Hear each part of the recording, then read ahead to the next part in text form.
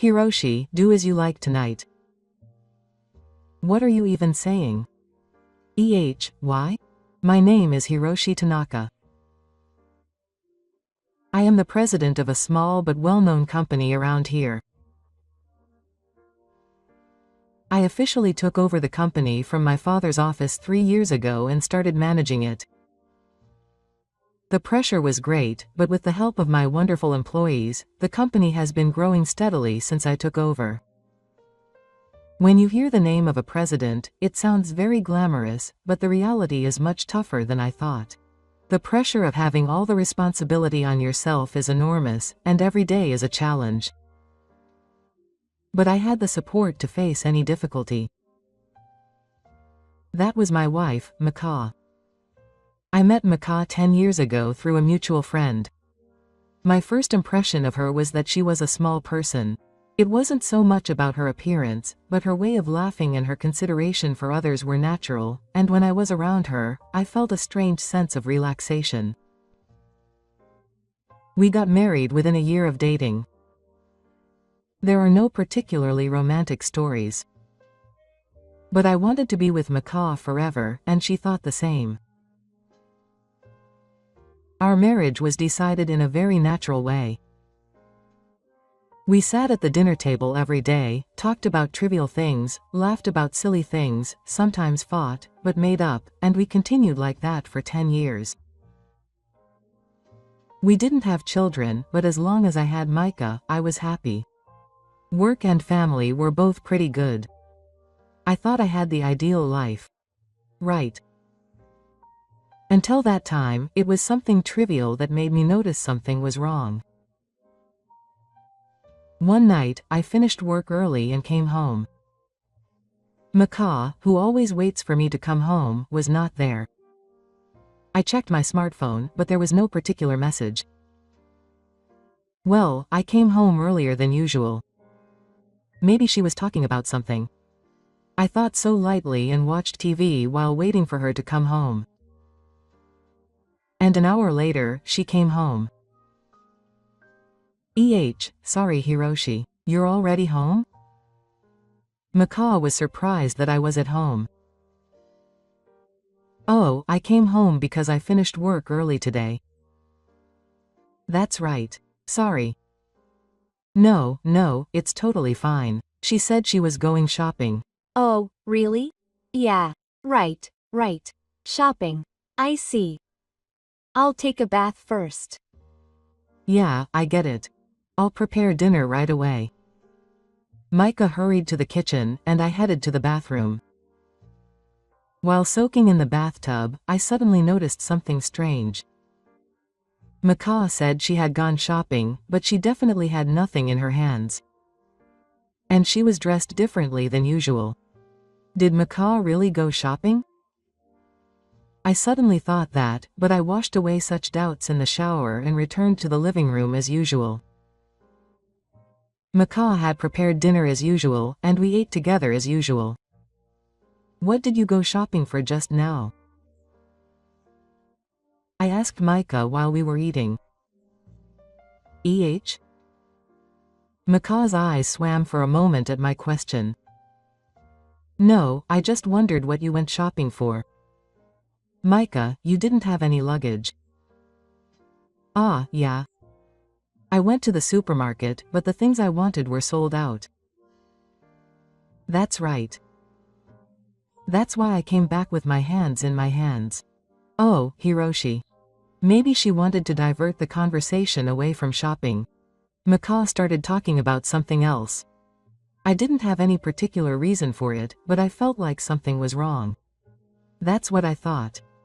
And from that day on, something gradually became off in our relationship. First, Ga suddenly started refusing to have sex at night. Even when I asked her out, she would say things like, "I'm tired and my head hurts. Aren't you in the mood today?" She started saying things like that. She'd never done that before, so what was wrong? I became worried. But I tried not to let Maka know how I felt.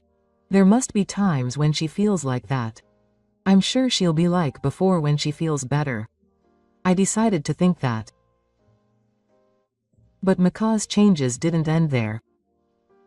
Gradually, her clothes became more flashy. Until then, she had been wearing calm dresses and natural makeup, but one day she suddenly started wearing clothes that showed her body lines and overly bright lipstick. What's with those clothes? That's unusual. When I called out to her jokingly, she laughed and said, "Even women want to change their moods sometimes." As I watched her change, a certain suspicion about her suddenly popped into my head. But that couldn't be the case with Makaw. I was worrying too much. I continued telling myself that every day. But after a while, Micah started to carry her smartphone close to her body. Whenever her smartphone rang, whether she was eating, taking a bath, or going to the toilet, she would turn the screen down and take it away. Seeing that, the suspicion that had sprouted in me turned into something close to certainty. Still, I didn't feel like questioning Makaw directly. I didn't want to doubt her. It hurts to believe her. That feeling prevailed. But I'm still the president. I'm in a position where I have to be sensitive to the movements of the company and the atmosphere. Even so, it's not good to leave it as it is when I know that my wife might be cheating. Various thoughts were working together and I was worried for a while. Then one day, my trusted subordinate, Hayashi, approached me with this story. "President, I know it's a little difficult to say, but there's something that's bothering me." I had a bad feeling about Hayashi saying that out of sight of others. "What's wrong, all of a sudden?" "Well, you see," Hayashi frowned. "The other day, I happened to see your wife in town. She was walking with Kato, a salesman from our client company, Maruma." "Oh, Kato, is that the guy who often comes to our house?" Yes, it was him. What do you mean, walking together with that salesman? The two of them held hands. It didn't seem like just an acquaintance. "President, did something happen between you and your wife recently?" At that moment, my heart skipped a beat. I know a man named Kato. He was a popular salesman at the exchange, and despite being young, he was very hardworking. I've talked to him a few times when I was with Makaw, so I'm sure Micah knows him. But Makaw has never told me that she had a personal relationship with Kato. When was that? A few days ago. I see.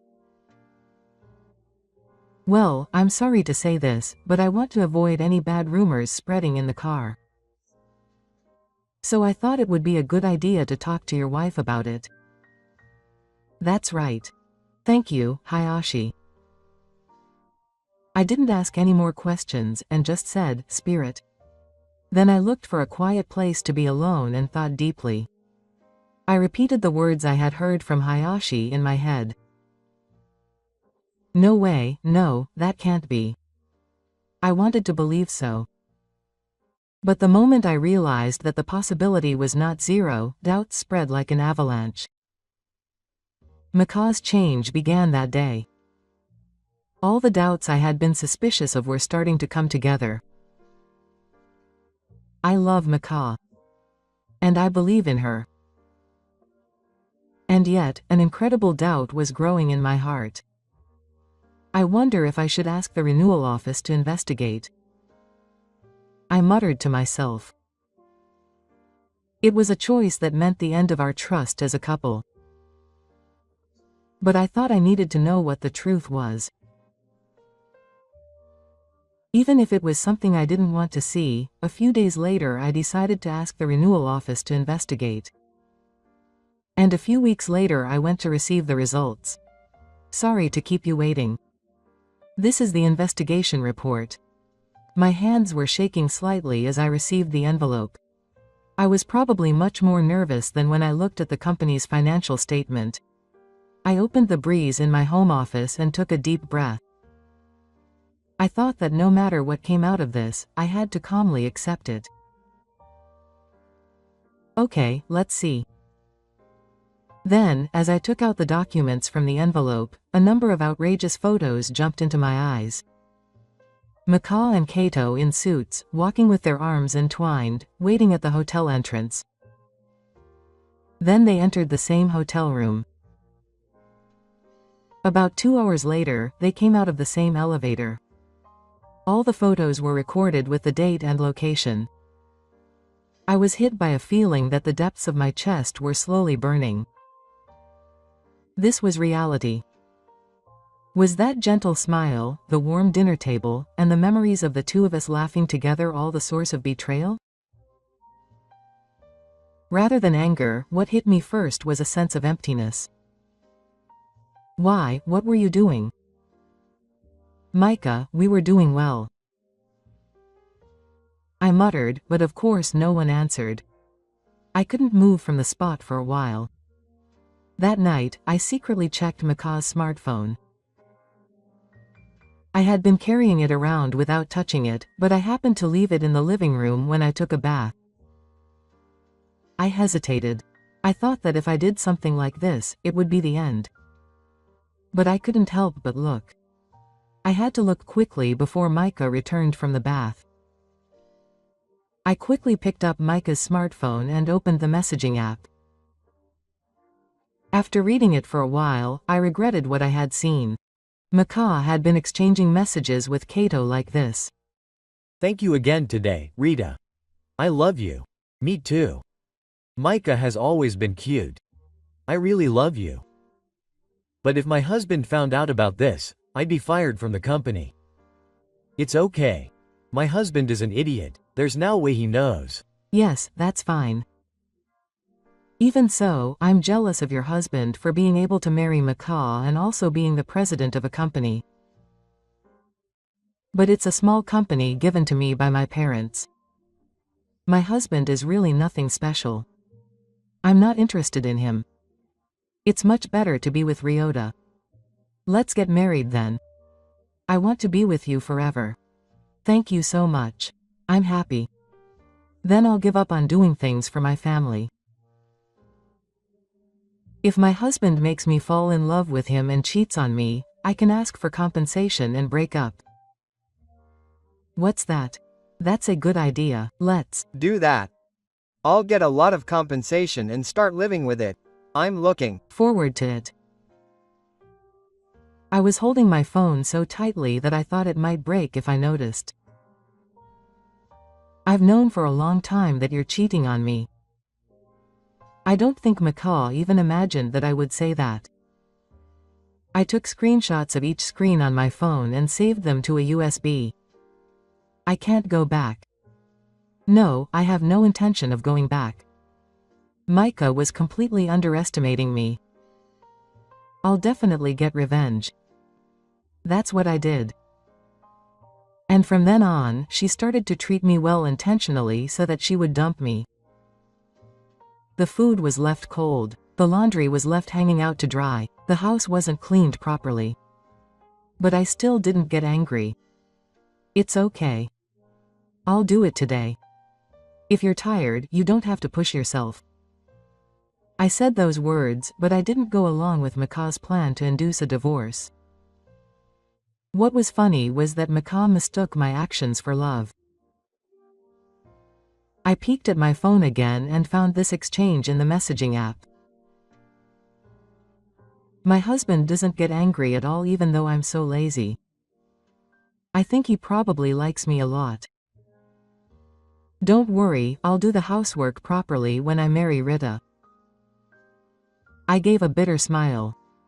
I hadn't noticed it before, but Macaw was this kind of person. Is it possible to look down on someone to this extent and treat them as a convenient existence? However, I was no longer shocked by such things. I will never let Macaw do what she wants. I will give her a good kick with my hands. That's all I thought. Light was burning quietly in the depths of my heart. Maka got divorced as she wanted, and even took the alimony, and Micah remarried Kato. Don't mess with me. I'll make her pay the price for underestimating me. At this point, I had already decided on my next move. The target was Kato. First, I'll crush him. And then I'll make Maka pay the price for betrayal. I decide the rules of the game. I'm the one who draws the curtain of this story. The frame of quiet revenge has just been raised. A few days later, I was meeting with a certain person. The person was Kawada Makoto, the president of the company where Kato works. I have a long relationship with Kawada's company since my grandfather's company. Our company is one of Kawada's major clients. If I bring up the topic of Kato to Kawada, his position will be blown away immediately. I asked Kawada for some time on a weekday afternoon and visited his office directly. President Tanaka, thank you for your trouble. Kawada said with a bright smile. After a brief greeting, thank you for your trouble with law, I got straight to the point without any small talk. Kawabata, President Tanaka, I'm sorry to take up your time in your busy schedule. It's fine. It's between me and Tanaka, so there's no problem. Thank you. Now, to get straight to the point, your sales representative Kato and my wife are having an affair. Kato and Kawada's complexion changed in an instant. I have evidence. It has also been confirmed that he has engaged in indecent behavior many times during your training hours. After a silence, Kawato said in a low, growling voice. I'm very sorry, but can I see the evidence? I handed over the envelope from the renewal office. Kawada looked through the contents silently, and when he stopped at the photo from a few days ago, he sighed deeply. I'm really sorry for causing trouble with our employee. I'll call Kato right away. I'm sorry, President. I smiled at Kawada, who bowed deeply. Please raise your head. It's not the President's fault. I didn't come here because I wanted the President to apologize. I just wanted Kato to understand that I knew, and that was my true feelings.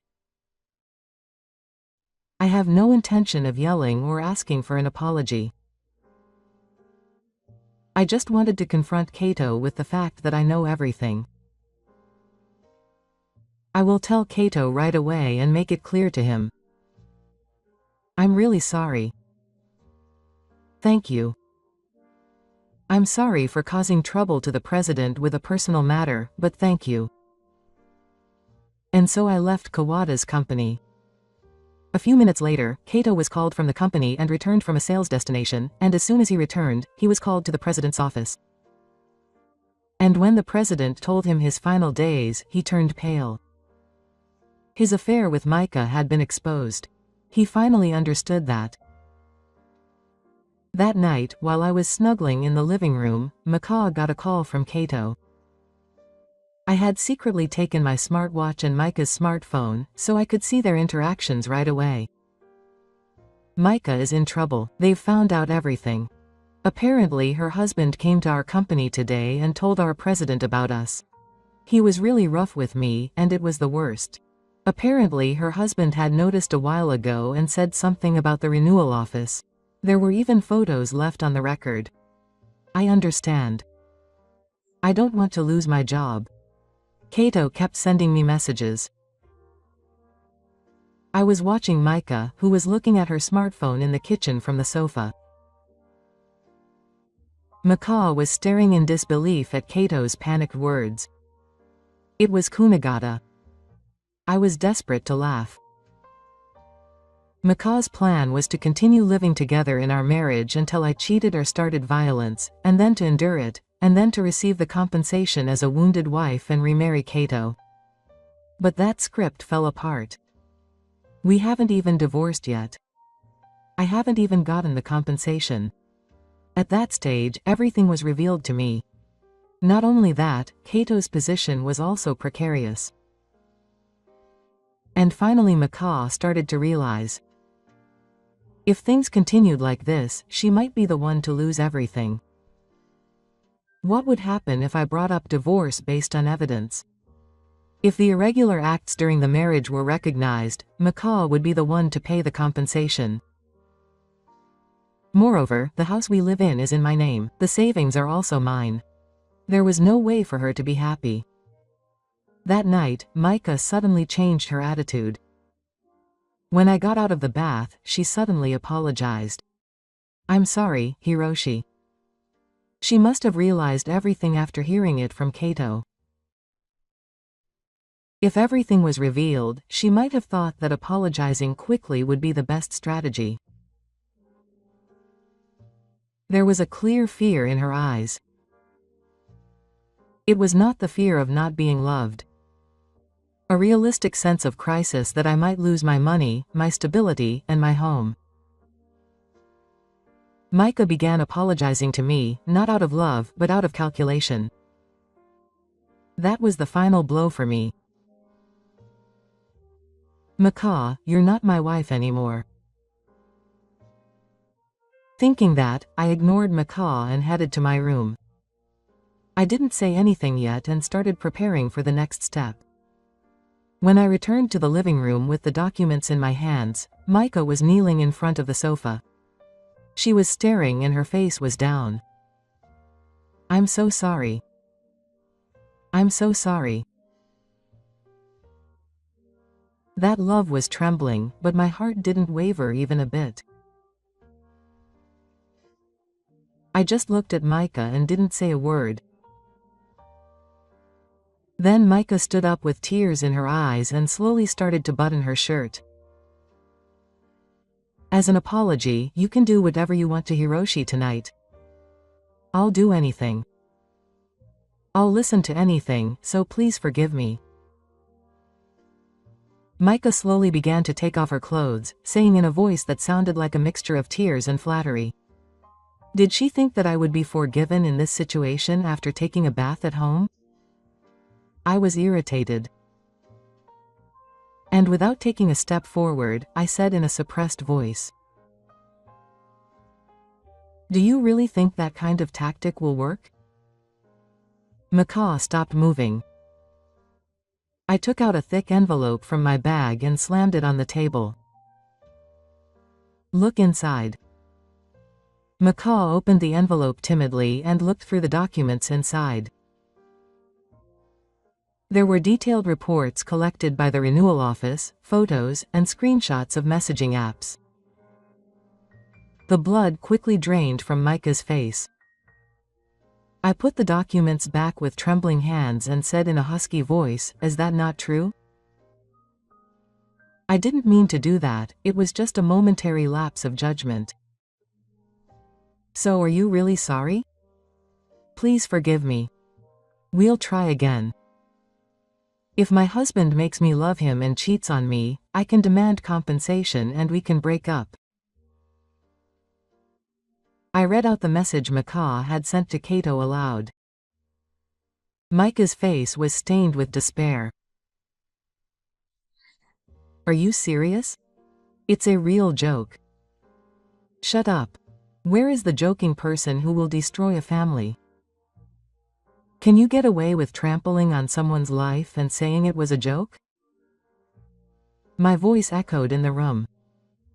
You made fun of me, betrayed me, and tried to destroy me. But you still have to forgive me. Don't mess with me. I placed another document on top of the other one. Divorce papers. Sign here. Right now. Micah shook her head, tears streaming down her face. No, please Hiroshi. Am I really sorry? I'll never do it again. Divorce. If I don't write it now, I'll go to court through a lawyer. The evidence is there. If that happens, the compensation will increase even more. I quietly and surely confronted her with the reality. There is no way out anymore. Has Macaw finally given up? Her shoulders dropped, and she signed the tear-stained document with trembling hands. I silently took it and put it in an envelope. The luggage will be tomorrow morning. The movers will come to pick it up. Go to your parents' house from tonight. You will never come back to this house again. I went up the stairs, carrying Macaw, who had broken down in tears. Finally, when we reached the second floor, I took a deep breath. This is the end, I muttered. Yokokawa-san, I have given Kawada's company a formal notice. In light of this incident, we will cease dealing with the reporter. Kawada bowed deeply to me later. There was anger on his face, but it was directed at Kato. I am truly sorry about Kato's case. As a company, we take this seriously. He has already been fired. On the day I gave the notice, Kato was immediately called in the car and told the whole story. I never thought that having an affair with the wife of a client's president would lead to something like this. A fool like him would never have imagined it. Because of you, the contract was lost. Do you know how much of a loss it is? Rumors spread in the car and Kato was completely isolated. No one defended him, and some employees even yelled abuse at him to his face. That day, Kato lost everything. His job, his trust, his future. And a few days later, he received a certified letter. It was a notice of compensation claim. I asked Kato and Mahana for compensation through my lawyer. It was a hopeless amount for them in their dire situation. The two of them were left with no questions and had to pay. The two who had talked about such a happy future were now in a reality where they were drinking muddy water. But that was also the path they chose. I let go of everything, using that day as a glory. There was certainly a sense of loss. But more than that, I felt refreshed. I decided to keep only trustworthy people around me and live by identifying only what is truly important. I devoted myself to my work more than ever. I worked morning and night. I increased dialogue with employees, came up with new plans, improved efficiency, and restructured my marketing strategy. And that year the company recorded its largest profit since its founding. The employees were proud. Our company is the best. President, you've been getting more and more solid lately. President, you've been living a lively life lately. Is there something? I laughed when I heard that voice. It's a little decluttering. No one knows what kind of trash I threw away there. It's my secret. The past is the past. There's no need to forgive or look back. I've decided to look forward. I'm going to go my own way to grab true happiness. I'm not lost anymore.